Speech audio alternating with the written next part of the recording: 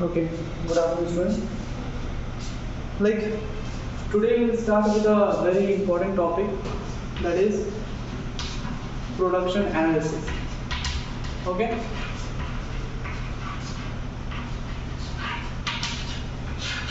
production analysis. So this is the third chapter in your book, and you might have come across with this word production many a times in your life. Okay, so what does production means? Like when we talk about production, first of all, in economics, it's an economic activity. Okay, which means we do it for purpose of money. Okay, like it has some money value. Okay, but production generally means what? When we are like introducing some inputs and getting output out of it. Okay, like using various material inputs to get some output out of it is known as production. Yes, so that is production for you. Now you can have the definition also. So what does production define? Production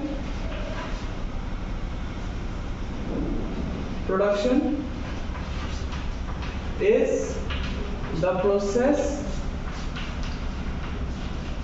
of using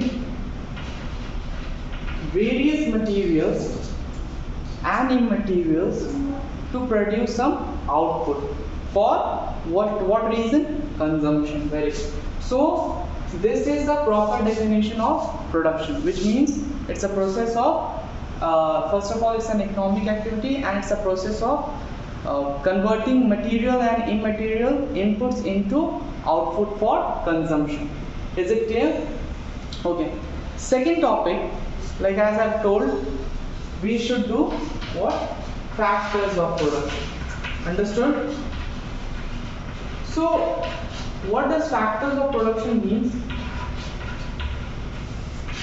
Like factors of production, what we have talked about the input over here it means the factors of production, the input which we can convert into output. Okay, and in economy or in production analysis there are 4 types of factors for production.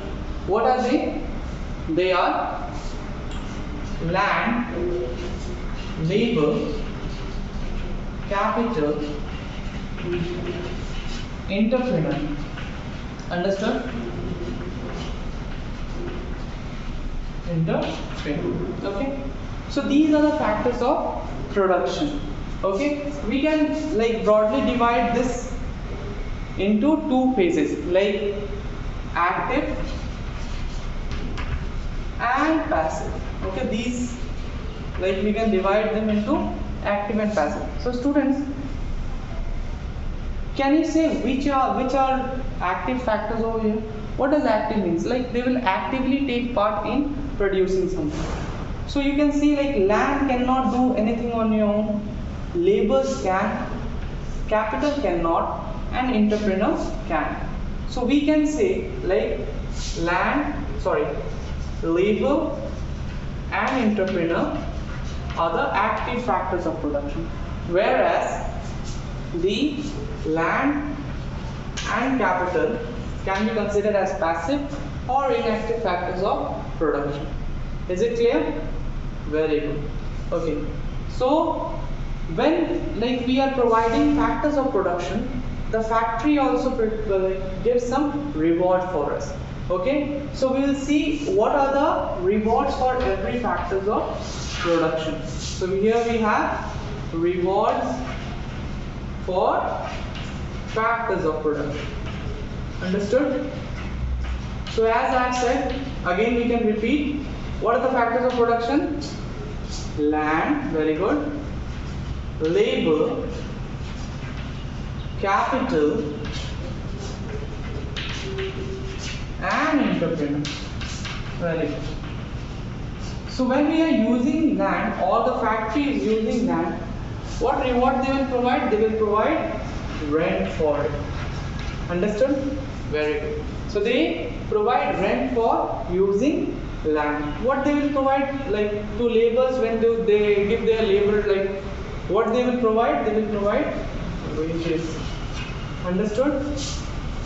Next is what? Capital. In capital they will provide interest. And last is entrepreneur. He will get profit. Understood? So here we have rewards for factors of production. For land we have rent, labor we have wages, for capital we have interest, and entrepreneur we have profit. Is it clear? Very good. Okay.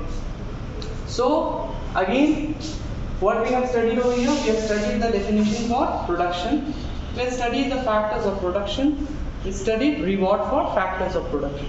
Next is their characteristics. Like every single factors have different characteristics. Okay, and you can like compare them and study them also. Okay, understood? Like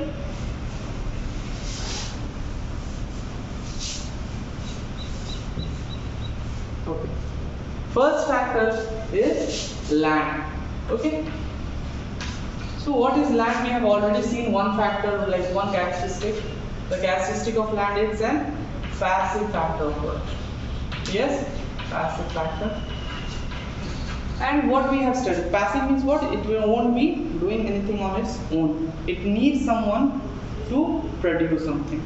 Next is, like it's a free gift of nature. Okay, like we do not have to pay for land to nature. Yes, you will say, sir, my father purchased one land and he has to pay 50 lakhs or 1 crore like this. But initially, like the earth is created, earth doesn't charge anything from us. So that is what we have as free gift of nature. Then third is, land is heterogeneous.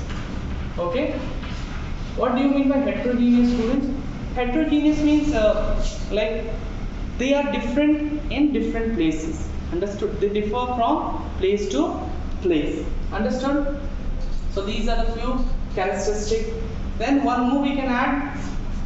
We can say that it's a primary factor, because land cannot be like that. Without land, nothing can happen. And in economic terms, land doesn't mean the land which we are standing. Here means any platform where we are producing our stuff. It can be air, it can be sea, it can be what?